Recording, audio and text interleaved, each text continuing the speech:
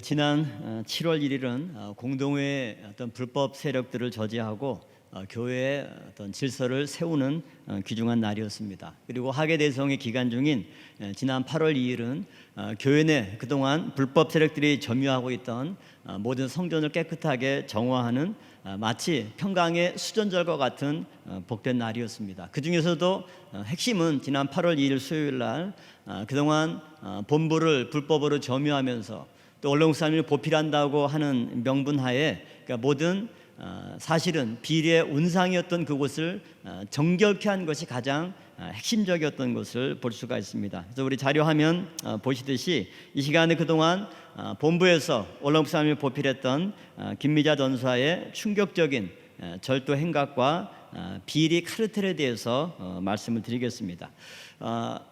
이승연파 일당들은 지금도 여러분 카카오톡을 통해서 전달 받으셨지만 지난 1월 14일에도 토요일 불법 공동회 기도회를 열어서 김미자 전사가 14일과 21일 두 번에 걸쳐서 거짓 증언을 했습니다. 그 내용이 뭐냐면 본부 금고의 현금을 교회 공금이라고 거짓 증거하고 또 이러한 그 거짓 증언의 근거에서 이승연파 일당들은 원로 목사님의 가족을 횡령범이라고 고발하고 그들의 편에 서서 이러한 거짓 증언을 한 사람이 본부에서 그동안 원로 목사님을 보필했던 김미자 전사의 행각입니다. 그러나 이것의 사실관계는 무엇입니까?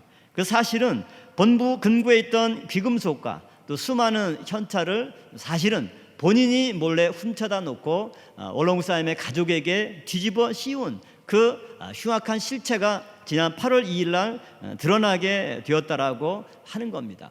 그야말로 8월 2일은 그동안 이 모든 거짓 음모를 꾸미고 실행했던 사람들의 실체를 드러내서 횡령범, 진짜 횡령범인을 드러나게 하는 날이 8월 2일이었던 것입니다.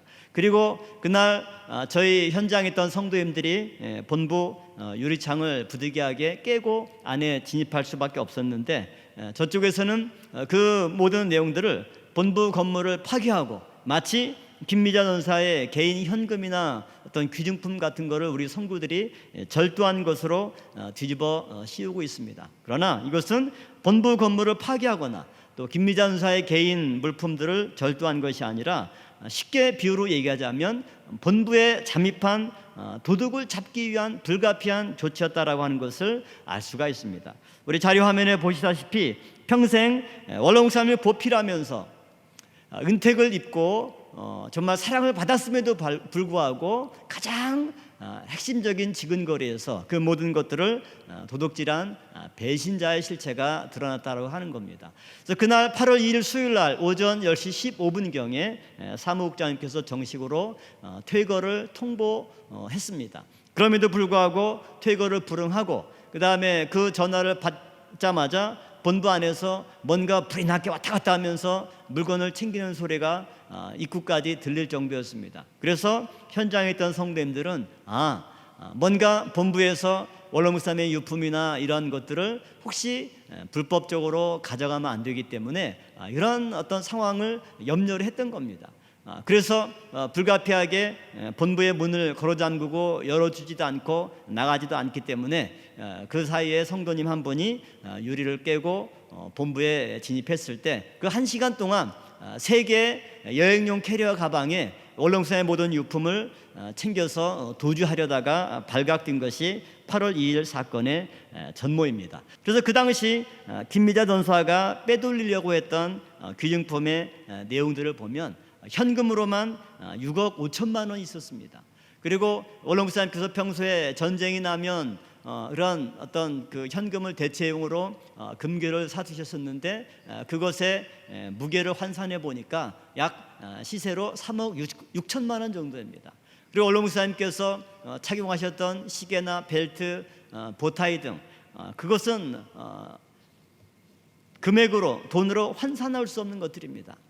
왜냐하면 그것의 가치, 금전적인 가치뿐만 아니라 이것이 평소에 원로 목사님이 사용한 것이라고 하는 측면에서는 우리 평강제일교회 전체의 소중한 자산이기도 하고 귀중한 유물이기 때문에 이것을 돈으로 환산하는 것 자체가 사실은 무의미하고 불가능한 일입니다.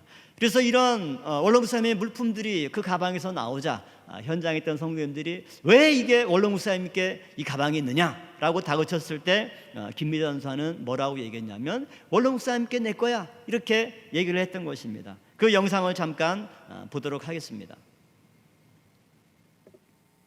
이거 다 누구 건데 챙긴 거야? 어? 뭐? 다 누구 건데 챙긴 거야? 필립, 라떼 필립을. 이거 다 아버지 거 아니야? 열어 봐. 열어 빨리. 뭐야? 아이. 필립을 어? 아 이런 거 왜 갖고 나가? 본인이 아니 누구 거야 이게? 본인이 누구 거냐고. 내 거야. 내 거야. 아버지 건 내 거지. 내가 보관하려고. 아버지 거 보관하려고. 아 아버지 거는 아버지 거야. 보관하려고. 자, 이 영상에 보시다시피 이 귀중품들은 전부 다 원로 목사님이 사용하셨던 것이고 또 국내 해외 성도님들이 정성을 다해서 원로 목사님께 선물로 드렸던 것이기 때문에 원로 목사님 소천 이후에는 우리 교회의 자산이고 우리 평강의 귀중한 기념물입니다. 그런데 이 모든 것들을 혼자 챙겼던 것이고 그리고 현장에서 그것을 본 성도님들은 바닥에 주저앉아서 그야말로 통곡하면서 울었습니다. 그것은 정말 너무나 큰 배신감과 또 원로 목사님께 사랑받았던 사람에 의해서 이 모든 것들이 도둑질 당한 것들, 그리고 원로 목사님 소천 이후에 사모님도 9년 동안 한 번도 본부에 들어가지도 못했습니다. 우리 현장에는 원로 목사님 친 손녀딸도 현장에 있어서 그런 내용들을 보면서 함께 울었던 상황입니다. 그러니까 이런 정말 말할 수 없는 천인공노할 잘못을 범하고서도 오히려 그런 것들을 신령한 우리 순진한 성도들에게 뒤집어 씌우는 그런 이승연파 일당의 거짓말과 그 공세가 얼마나 가증스러운가라고 하는 것을 알 수가 있습니다. 더 나아가서 근본 이런 사건을 통해서 하나하나 세부적인 내용을 살펴볼 때 이것은 단순히 김미자 전사 한 사람만의 비위가 아니라 한마디로 같이 그 모든 세력들이 비리 카르텔로 엮여져 있는 것을 볼 수가 있습니다. 그 첫 번째 내용은 뭐냐면 지난 1월 14일과 21일 모리아에서 거짓 증언을 한 이후에 교회에서는 2월부터 생활비 지급을 안 했습니다. 그런데 이번에 발견된 김미자 전사의 기업은행 통장 내역을 보니까 3월부터 공동의회 명의로 생활비가 정기적으로 입금이 됐습니다. 3월 달에는 260만 원, 4월 달에는 또 130만 원, 또 그 다음에 또 보시면 5월, 6월 달에는 또 290만 원, 이렇게 정기적으로 공동의 명의로 생활비가 입금이 되었다라고 하는 거죠. 과연 왜 공동회 그 측에서 모금한 성도들의 모금한 돈을 가지고 김미자 전사의 통장에 생활비 명목으로 입금을 해줍니까? 이것이 과연 그 거짓 증언의 대가인지, 그리고 공동회 비용 모금 자체가 모든 협조자들의 생활비를 지원해서 그들을 같은 편으로 만들기 위한 수단으로 이용됐는지, 공동회 측에서는 김명렬 장로 명의로 통장을 개설해서 모금을 했습니다. 그리고 거기에는 반드시 공동의를 위해서만 사용된다라고 분명히 얘기하고 있습니다. 그러나 그들은 그 모금한 돈을 어떻게 사용했는지 한 번도 밝히지 않고 있고, 이번에 드러났듯이 이처럼 자기들에게 협조한 사람들에게 이처럼 금전적으로 대가를 지불하고 회유하는 데 사용했다라고 하는 겁니다. 그리고 또 두 번째 내용을 보면 우리가 사람들이 원로 목사님 가신 지 9년이나 됐는데 왜 그동안 이렇게 몰래 빼돌린 이런 귀금속이나 이런 것들을 처분하지 않고 가지고 있다가 발각됐을까? 이후에 여러분들의 얘기를 종합해 봤을 때 이것은 혼자 그것을 처리할 수 있는 것이 아니고 그 귀중품의 목록이 뭐뭐인지를 아는 사람들이 본부에서 원로 목사님 보필했던 여러분들이 계십니다. 또 그분들이 대부분 같은 편에 속해 있습니다. 그렇기 때문에 빼돌려서 보관만 하고 있고, 이것을 처리하는 것은 개인적으로 처리할 수 있는 것이 아니라 같이 협의하고 또 지시를 받아서 처리할 수밖에 없는 문제이다 보니까 이것을 처리하지 않고 지금까지 가지고 있었다라고 하는 것은 이들이 이 모든 비유를 함께 핵심 부위에서는 공유하고 같이 이 모든 문제를 처리하고 있다라고 하는 것을 알게 되는 거죠.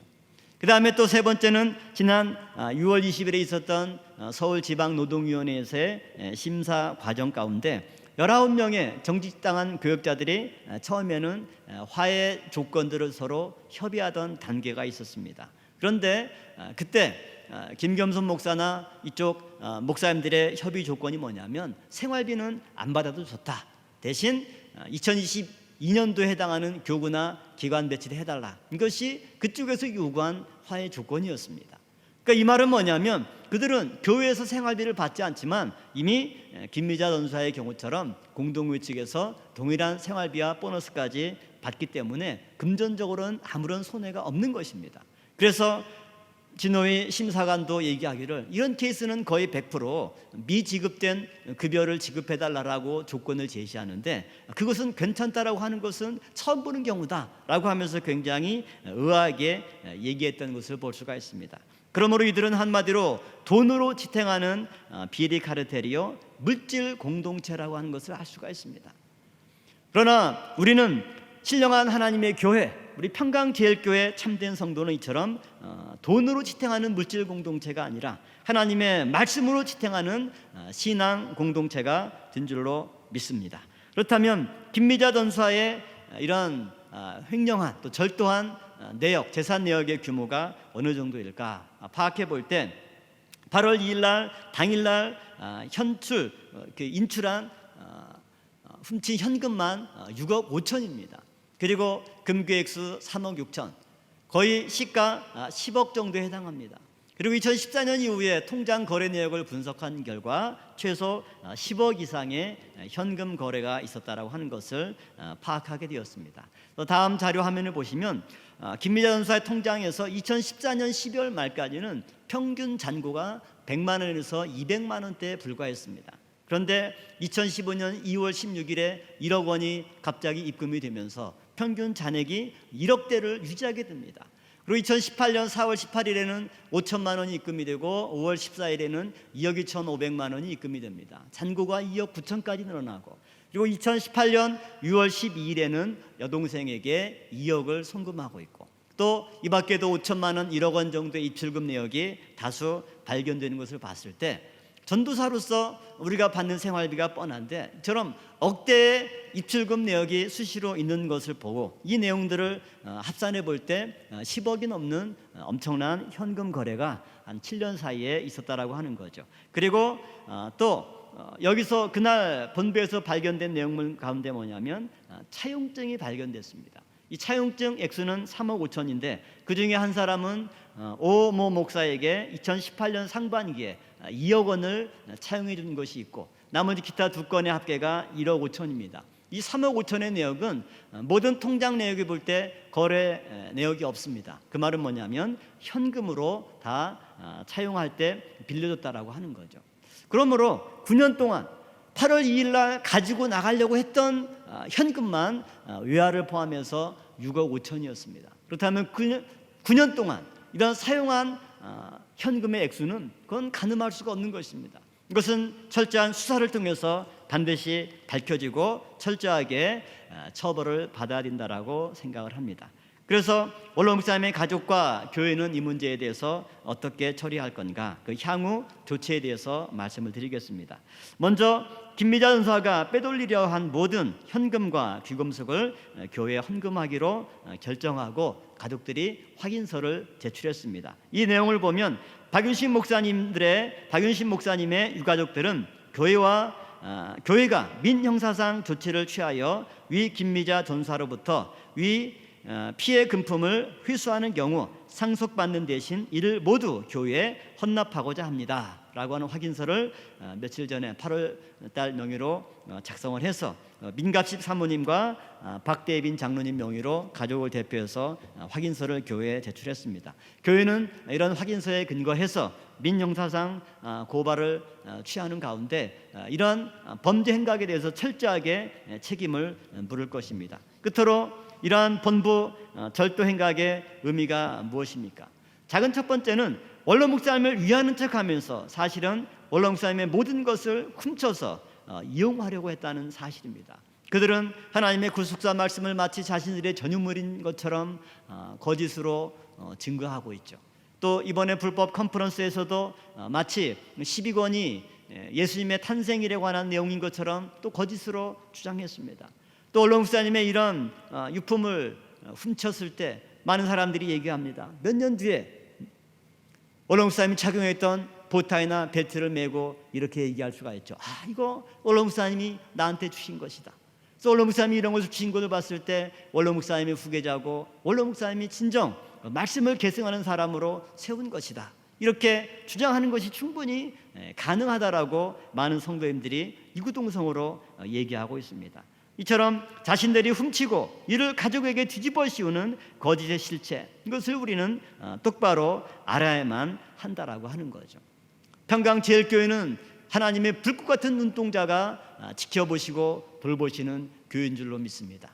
그러므로 교회 안에 어떤 장소도 이러한 거짓과 부패가 들어와서는 안 되고, 마치 느헤미야 시대 도비아가 전에 골방을 차지하고 그곳에서 악을 행했을 때 느헤미야의 진정한 개혁은 이 도비아를 몰아내고 그 골방을 정결케 하는 것이 느헤미야 개혁의 완성이었다면, 우리 평강제일교회 개혁의 완성도, 그 모든 불법 성전을 회복하고 마지막으로 본부를 깨끗하게 정결케 함으로써 평강의 기강과 말씀의 질서와 권위를 세우는 그러한 유중의 미를 거둘 수 있으리라 믿습니다. 그래서 근본 이 과정을 우리 성도님들이 정확하게 아시고 저들의 거짓 공세에 휘둘리지 말고 또 굳건하게 교회를 지킬 수 있는 우리 성도님들 되시기를 마지막으로 부탁을 드립니다. 감사합니다.